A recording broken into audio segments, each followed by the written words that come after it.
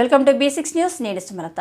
భారతీయ సాంస్కృతిక పునర్జీవనానికి కళలు ఎంతో దోహదం చేస్తున్నాయని రాష్ట్రీయ స్వయం సేవక్ సంఘ్ సరసంఘ్ చాలక్ మాన్యశ్రీ మోహన్ భాగవత్ అన్నారు. రాష్ట్రీయ స్వయం సేవక సంఘ్ ఆధ్వర్యంలో గట్కేసర్ పరిధిలోని అన్నోజీగూడలో గల భాగ్యనగర్ మహానగర్లో ఏర్పాటు చేసిన స్వరఝరి ప్రదర్శన కార్యక్రమానికి ఆయన హాజరయ్యారు. స్వరఝరి ప్రదర్శనలో పాల్గొన్న కళాకారులను, నిర్వాహకులను ప్రత్యేకంగా అభినందించారు.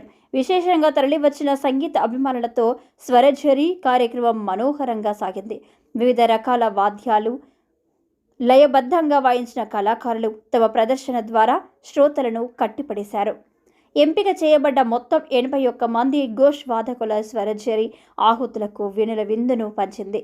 శంఖ, వేణు, శృంగ, ఆనక్, పనవ, ఝల్లరి, త్రిభుజి వాద్యాలతో భారతీయ రాగాల ఆధారంగా రూపొందించిన రచనలతో కూడిన వాయిద్య వాదన ఆద్యంతం ఓలలాడించింది.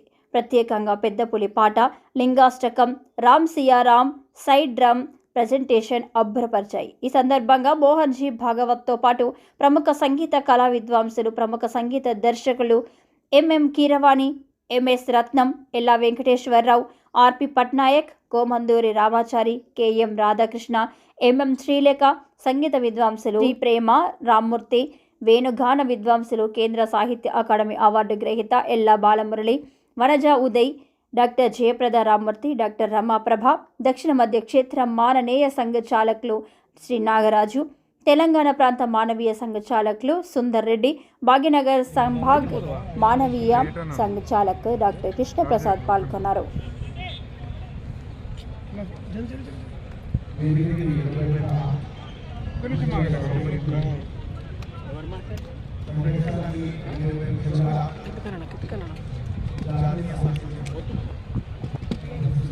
కరెక్ట్